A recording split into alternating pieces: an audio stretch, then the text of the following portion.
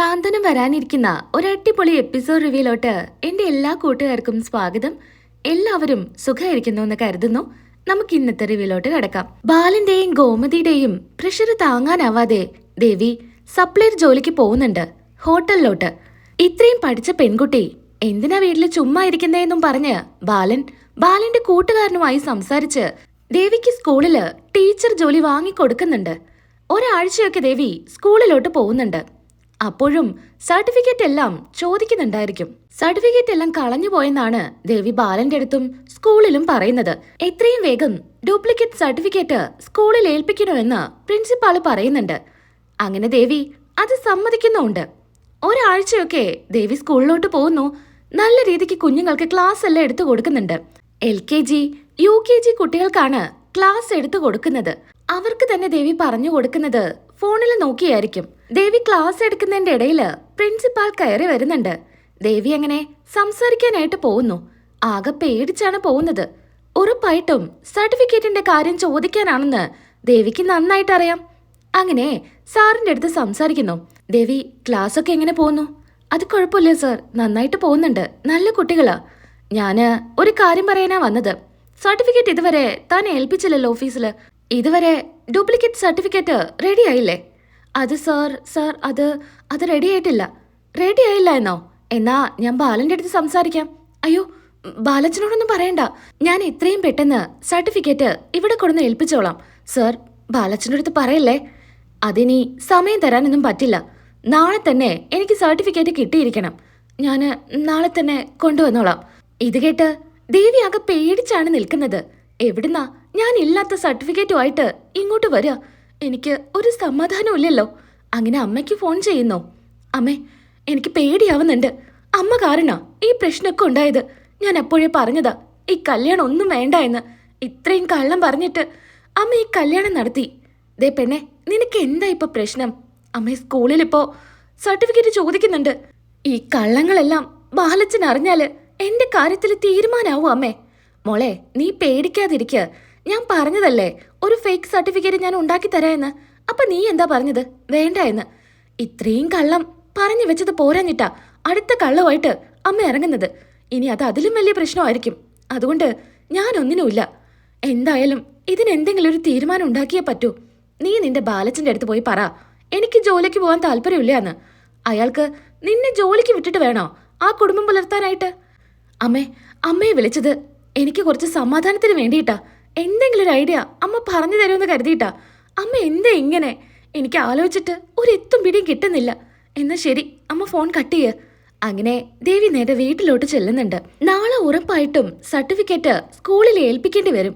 അത് ഏൽപ്പിച്ചില്ലെങ്കിൽ ബാലച്ചൻ്റെ അടുത്ത് കാര്യം പറയും. അതോടുകൂടി എന്റെ കാര്യത്തിൽ തീരുമാനാവും എന്നൊക്കെ ഇങ്ങനെ ആലോചിച്ചിരിക്കുകയാണ് ദേവി. പിറ്റേ ദിവസം ദേവി സ്കൂളിലോട്ട് പോകുന്നുണ്ടായിരിക്കില്ല. തലവേദനയാണെന്നും പറഞ്ഞ് റെസ്റ്റ് എടുക്കുകയാണ്. അതിന് പിറ്റേ ദിവസവും ദേവി ജോലിക്ക് പോവാതെ ഇരിക്കുന്നത് കാണുമ്പോ ബാലൻ ചോദിക്കുന്നുണ്ട്, അല്ല ദേവി മോൾ എന്താ ഇപ്പൊ സ്കൂളിലോട്ട് പോവാത്തെ? എൻ്റെ അടുത്ത് അവിടുത്തെ പ്രിൻസിപ്പാള് വിളിച്ചു ചോദിച്ചിരുന്നു. മോൾ ഇതുവരെ സർട്ടിഫിക്കറ്റ് ഏൽപ്പിച്ചില്ല എന്ന് പറഞ്ഞു. എന്തു പറ്റി മോളെ? നിനക്ക് എന്തെങ്കിലും പ്രശ്നമുണ്ടോ? അത് ബാലച്ച. എന്താ മോളെ? ബാലച്ച, എനിക്ക് ആ ജോലി ഇഷ്ടമല്ല. അതൊക്കെ ആദ്യം അങ്ങനെ തന്നെയാ. ആദ്യം ജോലിക്ക് കയറിയാല് അതൊന്ന് പരിചയപ്പെട്ട് വരാൻ കുറച്ച് സമയമെടുക്കും. അത് കഴിഞ്ഞാൽ പിന്നെ ഒക്കെ ശരിയാവും മോളെ. അതല്ല, കുട്ടികളാണെങ്കിൽ ഭയങ്കര ബഹള. ഒരിത്തിരി നേരം പോലും ഇരിക്കാൻ പോലും പറ്റുന്നില്ല. ബാലച്ച, ഭയങ്കര കഷ്ടപ്പാടാ. എനിക്കാണെങ്കിൽ തീരെ വയ്യ. അതുകൊണ്ടാ എനിക്ക് തലവേദനയൊക്കെ വന്നത്.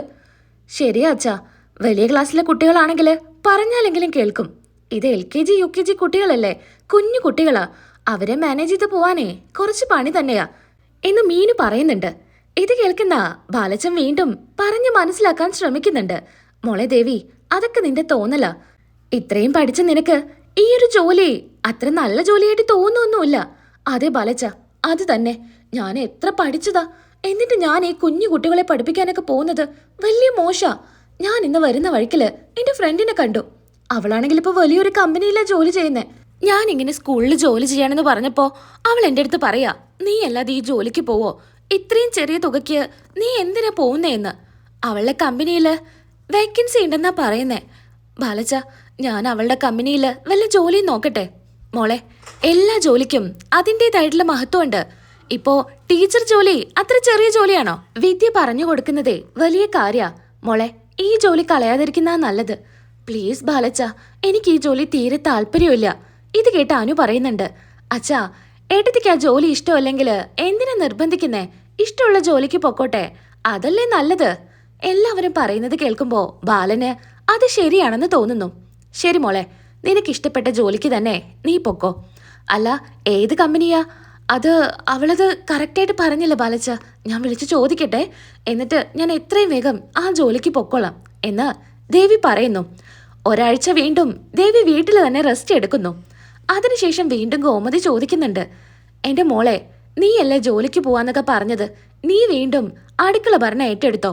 എത്ര തവണയാ ഞാൻ പറയുന്നു എൻ്റെ പോലെ ആവരുതെന്ന്. ഞാൻ തന്നെ ഈ അടുക്കളയിൽ കിടന്ന് നരകിക്കുന്നത് നീ കാണുന്നില്ലേ? എൻ്റെ ഏറ്റവും വലിയ ആഗ്രഹമായിരുന്നു എനിക്കൊരു ജോലി വേണമെന്ന്. അതൊന്നും നടന്നില്ല. എന്നാല് എൻ്റെ മരുമക്കളെങ്കിലും നല്ല ജോലിക്ക് പോയി 10 രൂപ സമ്പാദിക്കട്ടെ എന്ന് കരുതിയാല് അതും നടക്കുന്നില്ലല്ലോ. മോളെ, നാളെ തന്നെ നിന്റെ ഫ്രണ്ടിനെ വിളിച്ച് ജോലിക്ക് പോവാൻ നോക്ക്. ഇനി വീട്ടിലിരുന്ന് നിന്റെ സമയം കളയണ്ട. ചേച്ചി, അമ്മ പറഞ്ഞത് എത്ര ശരിയാ. എനിക്കും ജോലിക്ക് പോവാൻ അത്രയൊന്നും ഇഷ്ടമല്ലായിരുന്നു. എന്നാലും എനിക്കൊരു ജോലി കിട്ടി. നമ്മൾ ആ മാസം മൊത്തം കഷ്ടപ്പെട്ടാല് മാസം അവസാനം നമുക്ക് കിട്ടുന്ന ശമ്പളം കയ്യിൽ കിട്ടുമ്പോഴുള്ള സന്തോഷം അതൊന്ന് വേറെ തന്നെയാ ചേച്ചി. 10 രൂപ നമ്മൾ സമ്പാദിക്കുന്നുണ്ടല്ലോ എന്നോർക്കുമ്പോൾ നമ്മളോട് തന്നെ ഒരു ബഹുമാനം തോന്നും. അതുകൊണ്ടാ ചേച്ചിയുടെ അമ്മ ഇങ്ങനെയൊക്കെ പറയുന്നത്. ചേച്ചി എന്തായാലും നാളെ തന്നെ ജോലിക്ക് പോവാൻ നോക്ക് എന്ന് മീനുവും പറയുന്നു. ഇത് കേട്ട് ദേവിക്ക് ആകെ സങ്കടം വരുന്നുണ്ട്. എന്താ മറുപടി കൊടുക്കുക എന്നൊന്നും അറിയാതെ വേഗം റൂമിലോട്ട് പോകുന്നുണ്ട്. എന്നാ ദേവി പറയുന്നുണ്ട്, അവൾക്ക് ജോലിക്കൊന്നും പോകുന്നതില് തീരെ താല്പര്യമില്ലെന്നാ തോന്നുന്നത്. വീട്ടിലിങ്ങനെ ഇരിക്കുന്നതാ വലിയ ജോലിയെന്നാ അവള് കരുതുന്നത്. അതൊന്നും അല്ല സത്യമെന്ന് എനിക്കെല്ലാം അറിയൂ എന്ന് ഗോമതി മീനാക്ഷിയോട് പറയുന്നു. പിന്നീട് കാണിക്കുന്നത് ദേവിയായിരിക്കും. ദേവി അങ്ങോട്ടും ഇങ്ങോട്ടും ടെൻഷൻ അടിച്ച് നടക്കുക. ഇനിയിപ്പോൾ എന്താ ചെയ്യുക? ഇനി ഇവിടെ നിന്നാൽ ശരിയാവൂല്ല. ജോലിക്ക് പോയേ പറ്റൂ. ഇനി ഞാൻ എന്താ ഭഗവാനെ ചെയ്യുക എന്നൊക്കെ ദേവി ഇങ്ങനെ ദൈവത്തിനെ വിളിച്ച് പറയുന്നുണ്ട്. അപ്പോഴായിരിക്കും നമ്മുടെ ആനന്ദ് ഉള്ളിലോട്ട് കയറി വരുന്നത്. എന്താ ദേവി, നീ അങ്ങോട്ടും ഇങ്ങോട്ടും നടക്കുന്നേ? എന്തു പറ്റി? നിന്റെ മുഖത്ത് നല്ല ക്ഷീണമുണ്ടല്ലോ. പറ, എന്തെങ്കിലും പ്രശ്നമുണ്ടോ? ഒന്നുമില്ല ആനന്ദേട്ടാ, എനിക്കൊരു കുഴപ്പമില്ല. അല്ല, ആനന്ദേട്ടൻ എന്താ ഇത്ര നേരം വരാതിരുന്നേ? ഞങ്ങൾ ടെറസില് സംസാരിച്ചിരിക്കുമായിരുന്നു. ആനന്ദും ആര്യനൊക്കെ എന്ത് കോമഡിയാ പറയുന്നതെന്നറിയോ? ചിരിച്ച് ചിരിച്ച് ഞാൻ മണ്ണി തപ്പി. അല്ല, നിനക്ക് ഉറക്കം വരുന്നുണ്ടോ? ഇല്ല ഇല്ല ആനന്ദേട്ടാ. എന്നാ ഇരിക്ക്, എനിക്ക് നിന്നോടെ ഒരു കാര്യം പറയാനുണ്ട്. എന്താ ആനന്ദേട്ടാ, എന്താ കാര്യം? ഇന്ന് രാമേട്ടൻ എന്നോട് കുറച്ച് കാര്യം പറഞ്ഞു. ഞാനിന്ന് കടയിൽ പോയിരുന്നു. അത് രാമേട്ടൻ എപ്പോഴും ഓരോന്ന് പറയാറുള്ളതല്ലേ. ഇന്നിപ്പോ പ്രത്യേകിച്ച് എന്താ പറഞ്ഞത്? അത് രാമേട്ടൻ പറയായിരുന്നു, നമ്മുടെ വീട്ടില് ഒരു കുഞ്ഞോടി നടക്കണമെന്ന്, എത്രയും വേഗം ഒരു കുഞ്ഞുണ്ടാവണമെന്ന്. ശരിയാ, ആദ്യം കല്യാണം കഴിഞ്ഞത് ആകാശിന്റെയാ, എന്നിട്ട് ആര്യന്റെ, അത് കഴിഞ്ഞിട്ടാ നമ്മുടെ കല്യാണം കഴിഞ്ഞത്. എന്നാലും മൂത്താള് ഞാനല്ലേ. അപ്പോ നമുക്കൊരു കുഞ്ഞൊക്കെ വേണ്ടേ? ഈ വീട്ടില് ഓടിക്കളിക്കാന് ഒരു കുഞ്ഞു വേണം. അത് അച്ഛനും അമ്മയ്ക്കും ഒത്തിരി സന്തോഷമായിരിക്കും. പ്രത്യേകിച്ച് അച്ഛന്. അതിന് അനുജ ചേച്ചിക്ക് കുഞ്ഞുണ്ടല്ലോ, പിന്നെന്തിനാ ഇപ്പൊ ഒരു കുഞ്ഞിന്റെ കാര്യം ആലോചിക്കുന്നേ? അത് ചേച്ചിക്കല്ലേ, അത് ചേച്ചിയുടെ വീട്ടില്. നമ്മുടെ വീട്ടിലൊരു കുഞ്ഞു വേണ്ടേ? അക്കാര്യാ പറഞ്ഞത്. ദേവിക്ക് ആൺകുഞ്ഞാ പെൺകുഞ്ഞാ വേണ്ടത്? എന്ത് കുഞ്ഞായാലും നമ്മുടെ കുഞ്ഞല്ലേ ആനന്ദേട്ടാ. എനിക്ക് അങ്ങനെയൊന്നുമില്ല. എന്നാലേ എനിക്ക് 2 കുഞ്ഞുങ്ങൾ വേണം. ഒരാണും ഒരു പെണ്ണും. ആദ്യത്തെ ആണും പിന്നത്തെ പെൺകുട്ടിയും. അല്ലല്ലല്ല, ആദ്യത്തെ പെൺകുട്ടിയും പിന്നൊരു ആൺകുട്ടിയും. ഇതിനിടയില് ഇപ്പൊ അതിന്റെ ഒരു കുറവും കൂടെയുള്ളൂ. അല്ല, ദേവി എന്തെങ്കിലും പറഞ്ഞോ? അതല്ല ആനന്ദേട്ടാ, ഒരു കുഞ്ഞിന് ജന്മം നൽകുക എന്നൊക്കെ പറഞ്ഞാലേ അത് വലിയ കാര്യാ. നമുക്ക് നല്ല ആരോഗ്യമൊക്കെ വേണം. ഞാൻ നാളെ ജോലിക്ക് പോകുന്നത് ഒരുപാട് ദൂരത്തോട്ടാ. അവിടെയൊക്കെ പോയി ഇങ്ങോട്ട് വരുമ്പോഴേക്കും ഞാൻ ആകെ ക്ഷീണിച്ചു പോവും ആനന്ദേട്ടാ. അതുകൊണ്ട് അത് നമുക്ക് വേണ്ടാന്ന് വെച്ചാലോ? നീ എന്താ ദേവി പറയുന്നേ? നീ വെറുതെ ആളെ ചിരിപ്പിക്കാതെ. എല്ലാവരും വിശേഷമായതിനു ശേഷാ ജോലിക്ക് പോകുമ്പോ അത് ബുദ്ധിമുട്ടാണ്, ഇനി തൊട്ട് ജോലിക്ക് പോകുന്നില്ല എന്ന് പറയുന്നേ. ഇതൊന്നും ആവുന്നതിന് മുൻപ് തന്നെ നീ ജോലി വേണ്ടാന്ന് പറഞ്ഞാലോ? എന്റെ ദേവി, നിന്നെ കൊണ്ട് ഞാൻ തോറ്റു. നീ എന്തായാലും നാളെ ജോലിക്ക് പോവാൻ നോക്ക്. അച്ഛൻ എത്ര സന്തോഷാണെന്നറിയോ ദേവി നീ ജോലിക്ക് പോവാന്നൊക്കെ പറയുമ്പോ? അതുകൊണ്ട് അച്ഛന്റെ സന്തോഷത്തിന് വേണ്ടിയെങ്കിലും നീ ജോലിക്ക് പോ. നീ ഇത്രയൊക്കെ പഠിച്ചിട്ട് ഇങ്ങനെ ചുമ്മാ വീട്ടിലിരിക്കുന്നത് ശരിയാണെന്ന് തോന്നുന്നുണ്ടോ? ആനന്ദേട്ടാ, എനിക്ക് ജോലിക്ക് പോകണമെങ്കിൽ എന്റെ വീട്ടിലുള്ളപ്പോഴേ പോവായിരുന്നു. എനിക്ക് താല്പര്യമില്ലാത്തോണ്ടാ ഞാൻ ജോലിക്ക് പോവാത്തെ. ഇവിടെ വന്നിട്ടും എനിക്ക് തീരെ താല്പര്യമില്ല. ബാലച്ചനും അമ്മയും അതുപോലെ ആനന്ദേട്ടനൊക്കെ പറയുമ്പോഴാ ഞാൻ ഇതിന് നിർബന്ധം പിടിച്ചു പോകുന്നത്. അല്ലാതെ എന്റെ മനസ്സിന് തീരെ ഇഷ്ടമല്ല ജോലിക്കൊന്നും പോവാനായിട്ട്. അതൊക്കെ ശരിയാവും. ഒരു മാസം നീ ജോലിക്ക് പോയി നോക്ക്, പിന്നെ നീ ഇഷ്ടത്തോടു കൂടി പോവും. അതെനിക്ക് ഉറപ്പാ. അങ്ങനെ ആനന്ദ് കിടക്കുന്നു, ദേവിയുടെ ഉറക്കം കെടുത്തിയിട്ട്. ദേവിയാണെങ്കിൽ സങ്കടത്തിൽ ഇരിക്കുന്നുണ്ട്. പിന്നീട് കാണിക്കുന്നത് പിറ്റേ ദിവസം ദേവി ജോലിക്കായിട്ട് ഇറങ്ങുന്നതാ. വീട്ടിൽ നിന്ന് എങ്ങനെയെങ്കിലും ഇറങ്ങിയിട്ടില്ലെങ്കിൽ ഉറപ്പായിട്ടും വീട്ടുകാർ ചോദിക്കും, അടുത്ത പ്രശ്നം ഉണ്ടാക്കും. അതുകൊണ്ട് ദേവി രാവിലെ തന്നെ ഭക്ഷണം എടുത്ത് വീട്ടിൽ നിന്ന് ഇറങ്ങുന്നുണ്ട്. ഇറങ്ങാൻ നേരത്ത് ഗോമതി പറയുന്നുണ്ട്, മോളെ ഞാൻ ചോറ് വെച്ചിട്ടുണ്ട്, ചോറ് മുഴുവനായിട്ടും കഴിക്കണേ. ആമ്മേ ഞാൻ കഴിച്ചോളാം. എന്നാ ശരി, ഞാൻ ഇറങ്ങട്ടെ. അങ്ങനെ ദേവി ഇറങ്ങുന്നുണ്ട്. ദേവി കുറെ ദൂരം നടക്കുന്നു. വെയിലത്താകെ തളർന്നിരിക്കും ദേവി. അങ്ങനെ തൊട്ടടുത്തൊരു ബസ് സ്റ്റാൻഡില് ദേവി വന്നിരിക്കുന്നുണ്ട്. ആകെ ക്ഷീണിച്ചാണ് ദേവി ഇരിക്കുന്നത്. ആ സമയത്ത് ശ്രീകല വിളിക്കുന്നുണ്ട്. അയ്യോ അമ്മയാണല്ലോ. ഞാനിപ്പോ ഒരു വെയിലത്ത് ഇരിക്കാന്ന് അറിഞ്ഞാല് അമ്മയ്ക്കത് സങ്കടാവും. ഫോൺ എടുക്കണ്ട, ഇനിയിപ്പോ വല്ല അത്യാവശ്യത്തിനായിരിക്കോ എന്നും പറഞ്ഞ് ദേവി ഫോൺ എടുക്കുന്നുണ്ട്. അല്ല എന്താമ്മേ, എന്താ കാര്യം? എന്തെങ്കിലും പ്രശ്നമുണ്ടോ? എന്താടി, എന്തെങ്കിലും പ്രശ്നം ഉണ്ടെങ്കിൽ ഞാൻ നിന്നെ വിളിക്കൂ. എനിക്ക് നിന്നോട് വിളിച്ച് സംസാരിക്കണമെന്ന് തോന്നി, അതുകൊണ്ടാ വിളിച്ചേ. അല്ല, വണ്ടികളുടെ ഒച്ചയൊക്കെ കേൾക്കുന്നുണ്ടല്ലോ, നീ എവിടെയാ? ഞാൻ ബസ് സ്റ്റാൻഡിലാ. നീ എങ്ങോട്ട് പോവാ? മരുമകനും കൂടെയുണ്ടോ? അവനെവിടെ? ആനന്ദ്?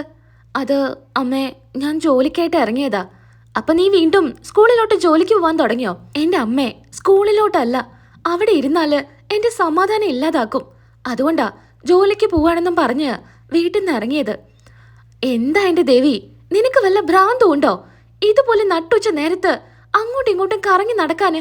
മോളെ, നീ ഒരു കാര്യം ചെയ്യ്, നേരെ വീട്ടിലോട്ട് വാ. നീ അങ്ങനെ വെയിലത്ത് അവിടെ ഇവിടെയൊന്നും പോയിരിക്കണ്ട. ശരിയമ്മേ എന്നും പറഞ്ഞ് ദേവി ഫോൺ കട്ട് ചെയ്യുന്നുണ്ട്. നേരെ വീട്ടിലോട്ട് ചെല്ലുന്നു. ദേവിയാകെ തളർന്നാണ് ഇരിക്കുന്നത്. ദേവിക്ക് വെള്ളം കൊടുക്കുന്നുണ്ട്. മോളെ ഇത് കുടിക്ക്. എന്ത് പണിയാ നീ കാണിച്ചത്? ഞാൻ എന്തെങ്കിലും മാർഗം ഉണ്ടാക്കാന്ന് നിന്നോട് പറഞ്ഞതല്ലേ.